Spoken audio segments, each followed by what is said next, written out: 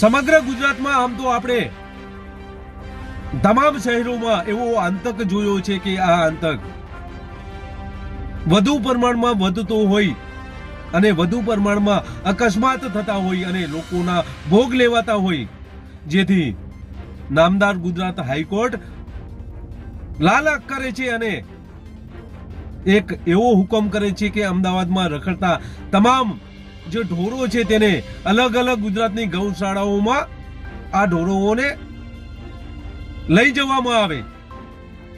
આ રીતે હુકમ થતા અમદાવાદમાં કામગીરી ચાલુ છે, જેવામાં આવા પશુઓ પકડી અને ડીસા નજીક આવેલી ગૌશાળામાં એસઆરપીના 3 જવાનો સુરક્ષા કર્મીઓ 4 ગાડીઓ સાથે આવી રહ્યા હતા. તે દરમિયાન 3 શખ્સો આ એસઆરપી જવાનો ઉપર તૂટી પડ્યા હતા અને આ વિડીયો ખૂબ વાયરલ થયો છે. તેની આજે વાત કરવાની છે.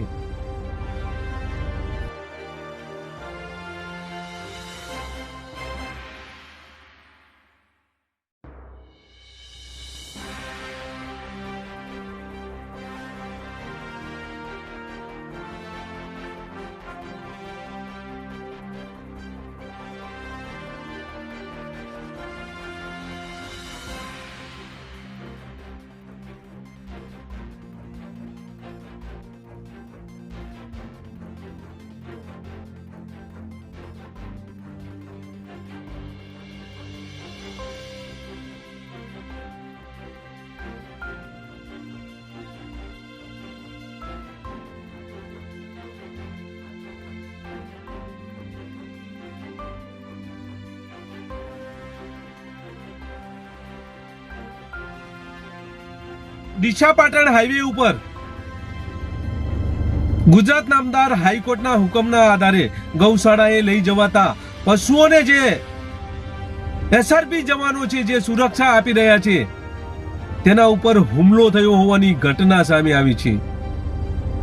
તેની આજે વાત કરવાની છે. નમસ્કાર, ક્રાઇમ આવાજ ન્યૂઝમાં તમારું સ્વાગત છે. હું છું તમારો નાનજીભાઈ ઠાકોર. વાત છે ડીસાની. ડીસાથી પાટણ હાઈવે ઉપર જે રખડતા પશુઓ છે એ પશુઓને લઈ જવામાં આવી રહ્યા હતા. તે સમયે આ બંને જે સુરક્ષા દળો હતા, એસઆરપી ના જવાનો હતા, બંને ઉપર 3 ઈસમો તૂટી પડ્યા હતા અને આ તૂટી પડતા જ લોકોના ટોળે ટોળા એકઠા થયા હતા.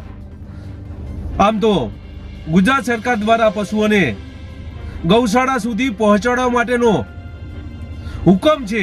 અમદાવાદ શહેરમાં રખડતા પશુઓની સમસ્યા હલ કરવા માટે છેલ્લા ઘણા સમયથી અલગ અલગ વિસ્તારમાંથી તેમને પકડવાનું મહા અભિયાન ચાલી રહ્યું છે. આ રખડતા પશુઓને પકડી ગુજરાતની અલગ અલગ ગૌશાળાઓમાં સોંપવામાં આવી રહ્યા છે. ત્યારે આ પશુઓની સલામતી પહોંચે એ માટે ગુજરાત નામદાર હાઈકોર્ટ દ્વારા પશુઓને પકડવાની કામગીરી દરમિયાન તેમજ ગૌશાળા સુધી પહોંચાડવા માટે સુરક્ષા પૂરી પાડવા માટે એસઆરપી જવાનો આ હુકમના આધારે રાખવામાં આવ્યા છે અને એના આધારે અમદાવાદમાંથી અલગ અલગ વિસ્તારમાંથી પકડાયેલા 31 પશુઓને 4 ટ્રક મારફત ડીસાના જૂના ડીસા પાસે આવેલ રાધાકૃષ્ણ ગૌશાળા ખાતે પહોંચાડવામાં આવી રહ્યા હતા. તે દરમિયાન આ બનાવ સામે આવ્યો છે. જૂના ડીસા ફાટક પાસે આ પશુ ભરેલી ટ્રક સુરક્ષા કર્મીઓ સાથે પસાર થઈ રહી હતી. એ દરમિયાન સનીભાઈ પ્રજાપતિ, અનિલસિંહ રાજપૂત અને અશોકભાઈ ભાટી આ ત્રણેય શખ્સો આ પશુઓ ભરેલી ટ્રકને રોકવામાં આવી હતી અને એસઆરપી જવાનો સાથે બબાલ કરી હતી.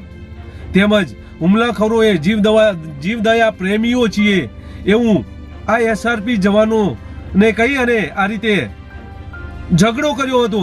આ લોકોએ એવું પણ કહ્યું હતું કે તમે આ પશુઓ કતલખાને લઈ જઈ રહ્યા છો, એ શબ્દો બોલી અને હંગામો કર્યો હતો.